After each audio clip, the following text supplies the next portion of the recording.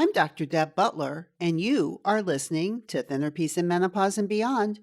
This is episode number 366. Welcome to Thinner Peace in Menopause and Beyond. This is Dr. Deb Butler, Master Life and Weight Coach, and as always, your coach.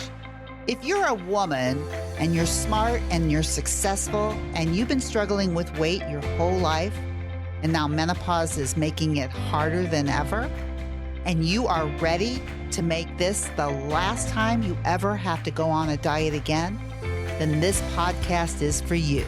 Stay tuned. Well, hello, all my dear friends all over the world, and I do mean all over the world. And I want to speak to all of you all over the world because we are in a very, very special spiritual time. If you haven't noticed, a lot of holidays of different denominations are going on right now. For sure, we have at least Ramadan, we have Passover going on, we have Easter that just happened, and all the lead up to it and after it. It is a very spiritual time for all of us. And for those of you who don't pay attention to any of this, the only thing I'm saying to you, don't you think it's interesting that all this stuff is going on all at the same time? And especially this year, it's like everybody from different parts of life are all celebrating something that's very, very spiritual. And it got me to thinking about some of my clients that I'm working with because I think what I gleaned from my clients about their commitment to their spiritual religions and how it relates to food, not only do I think it's going to help them, but I also think it's going to help you when you think about eating in a different light. So, one of the things that I find fascinating about all of these spiritual traditions that are going on right now is it all involves something around food and eating and what to eat and what not to eat, or to eat or not to eat, fasting or not. All of them have different traditions. And I work with all clients and all traditions, and I want to use a few of them today as examples of when I speak to you about using a compelling reason for why you want to do this work of eating when you're hungry and stopping when you're full. What is compelling about that for you other than three top answers are so my clothes fit better, that I'm healthier. Healthy is a really big, compelling reason. And I think it could be compelling, only for a lot of you, you say it, but you don't really mean it. It's not compelling enough for you to not eat what you want to eat or to eat when you're not hungry. It's not compelling enough for many of you.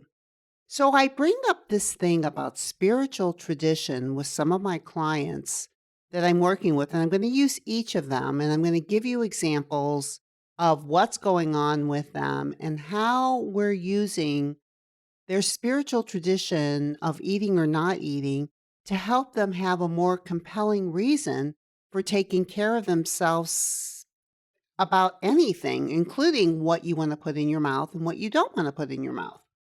And I also want to say before I move on that I do think that there's some fascination, at least with myself, about all of this holy stuff going on at this time for different people with different thought processes about their spirituality, and for people all over the world that celebrate differently. Yet, a lot of these traditions all involve some of the same stuff, which I also find fascinating, not just speaking about food, but speaking about miracles, speaking about love, speaking about knowing that somehow there's something bigger than us that we are taking care of, just as mere human beings that we are taken care of by something that's larger and bigger than us. And if what I'm saying here does not resonate with you, have no worries. That's not what this is about. But no matter where you are, if you just think about it, to me, it just feels calming and peaceful. For instance, just that it's also spring right now. With all of the spirituality and spiritual traditions that are going on right now, all the miracles that have happened in the past, then we have this miracle of spring that's also going on at the same time. Now, most of us, well, depending on what side of the hemisphere you're in, I mean, there are seasons. If you're not having spring now, at some point you probably will. And we have nothing to do with it. We have nothing to do with that either. It just happens. Again, it's like we don't say, okay, trees, it's time to get ready to grow some leaves and flowers. Okay, like I need to go out and talk to my flowers to tell them it's time to come up because it's time. I don't have to do any of that. It's not up to me. Isn't that just fascinating about all of this? Of the things that we don't have control over, and yet it's peaceful and calming sometimes to know that even though we don't, it happens anyway. I just love it for myself. If it rings something for you, hold on to it too, because I think this is a very, very special time of the year. And this brings me to 3 of my clients that I'm working with right now during the special time of the year with different traditions for each of them. And I want to tell you how we're using their tradition, their spiritual tradition, to help them with how they want to eat. So my first client, he celebrates Ramadan. And one of the things that he says that he does is that he basically fasts every day for a month. That's just the spirit of what you do. And there are many, many reasons behind it.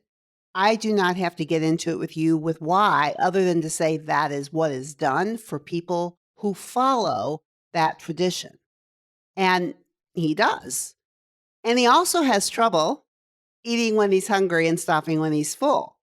But he has absolutely no problem with fasting during the day because that's part of his spiritual tradition and his commitment to that tradition to be more connected to who he believes in. And it's interesting because, when I say he, I don't always work with women. Sometimes I work with men too. It's mostly menopausal women, but not all the time. So in this case, we've been talking a lot about eating between the twos, eating when we're hungry, stopping when we're full, and how difficult it has been. And when he brought up this whole thing about Ramadan and what he does with food, which is basically not eat during the day, and he says it's not only in respect to his religion, but it's also in respect to all his family and friends. It's what they all do. And so it's almost like he has absolutely no urges or no problem with doing this, which I find fascinating because then when it's time to eat, then he finds that it's hard to stop eating when he's full, to stop at a +2.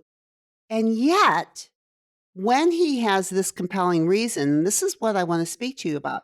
He's compelled to fast during the day. There is no way he is not going to do it. You just ask him, he's not eating. And I think because it's a spiritual reason and he feels like it brings him closer to his God, he's absolutely not going to do it. And I think that is compelling. It's almost like it's easy for him. And it's almost like if part of Ramadan is you only eat when you're hungry and stop when you're full, and you eat mostly fuel food, and you were doing it to be spiritually connected, would that be compelling? This is what I was speaking to him about, and he found it fascinating to think about it because he feels like he can't control himself around food like many of you think. You think food controls you. You don't think you can control yourself around food, which is really his kind of major thought error that he has that we're working on. And yet when it comes to this spiritual practice, it's no problem. So, does he have control over food? I think he does. I said to him, how could you say that when look what you're doing every single day that you made a commitment that you're not eating until a certain time because of this traditional spiritual commitment? And it's so strong that no urges can get past it, which is what I always speak to you about when I talk to you about wanting to have a compelling reason so that when strong urges come, it's so compelling, you don't think about it. So he found that so invigorating. He can't wait. I can't wait to talk to him again because he's going to use his spiritual commitment to the holiday that's going on right now and use it as a commitment to himself during this spiritual time to take better care of himself. Even though it's not part of the tradition to eat when you're hungry and stop when you're full, it's not written anywhere. But what if you just added that on and decided to do that as part of a spiritual commitment to yourself? This is what I was recommending to him because it's so easy for him not to eat every day. Like that would be really hard in my mind. But because he's so committed, he's just not going to do it. Now, that's one person. And I want you to think about that regardless of what you celebrate or don't celebrate, but to think about the times when you have committed to not eating something for some reason. And when that reason is so compelling, how easy it is for you not to do it. So my second client, she celebrates Passover. And with Passover, one of the things, depending on what branch you celebrate, she's kind of in the middle. There's a lot of things she does to prepare for Passover. And there's also a lot of things that she doesn't eat during Passover due to what happened on Passover and what happened during those holy times, which I don't have to get into right now. Those of you who practice Judaism know what I'm talking about. Those of you who don't maybe know a little bit. But the main thing is that they don't eat bread or leavened products, period. And then depending on what branch you celebrate, it can get more and more strict. And she's like more in the middle of all of that. But what I said to her, because it's all out of her house now, because that's part of the tradition is you clean out your kitchen, you don't have these foods in there. And at the same time, there are certain foods that you can eat. And this is the most interesting thing that she was talking about, that during their Seder, which is their celebration as Passover begins, that there are a lot of foods that she quotes unquote loves, and that it's a very challenging meal for her. Challenging meaning it's very difficult for her to eat between the twos and to eat mostly fuel food. And you know what I always say to everybody is that there are going to be some meals and some plans where you're going to decide that you want to have more joy eats. And I said this could be one of those times where you have a joy eat or two or three very, very mindfully, but you stay really connected to why you're doing it. You really enjoy the taste and you don't have to overeat it. And what I said to her is, so what do you do with all of these products that are leavened? You know, what do you do when you see them when you're out and about or when you're eating with people and they're eating them? Do you feel like you're being challenged when they're your quote unquote favorite foods? So she says to me, and this is a very smart woman. She says to me, oh no, it's no big deal to me. There's no way I would eat that during Passover. Period. She doesn't say it's challenging. She doesn't say anything. She just says there's no way I would eat that. And the reason is because it's her spiritual tradition and her commitment to not do that for herself, to be able to create more spirituality with God. It's just what she does. And when she thinks like that, the foods that she normally thinks she loves, she doesn't eat and she doesn't want it. However, the foods that she likes to eat during Passover, she then equates with being challenging if she wants to overeat them. And I find this just fascinating with her, so I brought up, so the foods that you think you love most times of the year, You absolutely don't care about them during this time of year because of your commitment. And you don't think food is a challenge. You don't think this is challenging. No problem." And she says, "That's right, because this is just what I do. And there's a lot of things that I don't eat, and I'm not interested in it." And I said, "Well, why wouldn't you want to think the same thing about eating when you're hungry and stopping when you're full, mostly fuel foods, and planning joy eats?" It's kind of simple, the concept. Now, God didn't come down and tell me or tell anybody that's what we're going to do in order for you to get closer to me. But what if you acted as if that's how important it was? Because then it becomes compelling.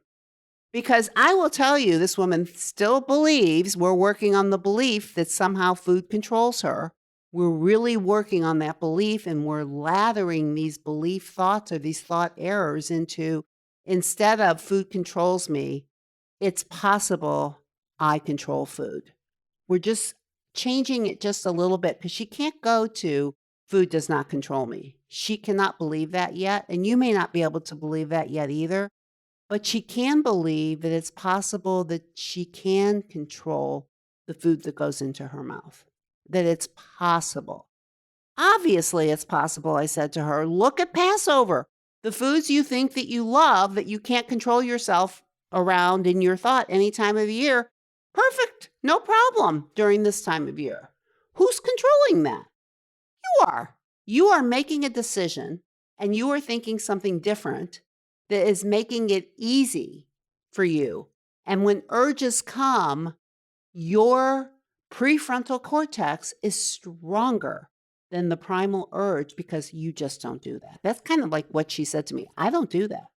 I don't do that during Passover. I never do that. And all of a sudden, she becomes very strong, very committed, and very much in control of what she eats. So she's going to watch that this week as she's in Passover and in this spiritual commitment time where, I think she wants to think more about what happened in ancient times and how it relates to her now. I mean, it's a spiritual connection by not eating these foods, but it's also an easier mind body connection when you're more spiritually connected. So, can we talk about the idea of a spiritual mind body connection? I've always talked about a mind body connection, but maybe what I should be talking about is a spiritual mind body connection. Is that it's bigger than you. It's just not your mind and your body, it's bigger. What is wanted for you in the big scheme of things? If you believe in God, what does God want for you? Whatever it is you believe in. But when you believe in something, it makes it easier to make a commitment to yourself about anything. And we're just talking about food right now. But I find it fascinating that in all of these spiritual traditions, food is involved in one way or another. It's either fasting or it's not eating this or it's not eating that. And none of my clients complain to me about that at all. This is what I do. This is how I do it. No problem. You don't see it on the food journals. And then their thinking goes into another direction, which makes it harder in other areas. So, what if you started bringing in spirituality every single day into what you make decisions on for yourself? Spirit, mind, and body. And I was just thinking, even in the Christian tradition, with Easter and the lead up to Easter and Lent and all of the things that are concerned with that, with fasting and not eating meat on Friday. And I don't know enough to tell you. I just know there's a lot of stuff about all of this. And I'm not here to tell you specifically how each of them work. I'm just telling you it's fascinating to me that all of my clients have no problems with the rules. And they like the rules because it makes them feel good and it makes them feel spiritually connected. So, why can't we figure out a way for all of us to be spiritually connected, mind and body connected, spirit, mind, and body every day of our lives? so that we can adopt and create a belief that we can live with, that food does not control me. Because all three of my clients in all of these traditions sort of have the thought that food controls me, yet in these spiritual traditions, food's not controlling them at all.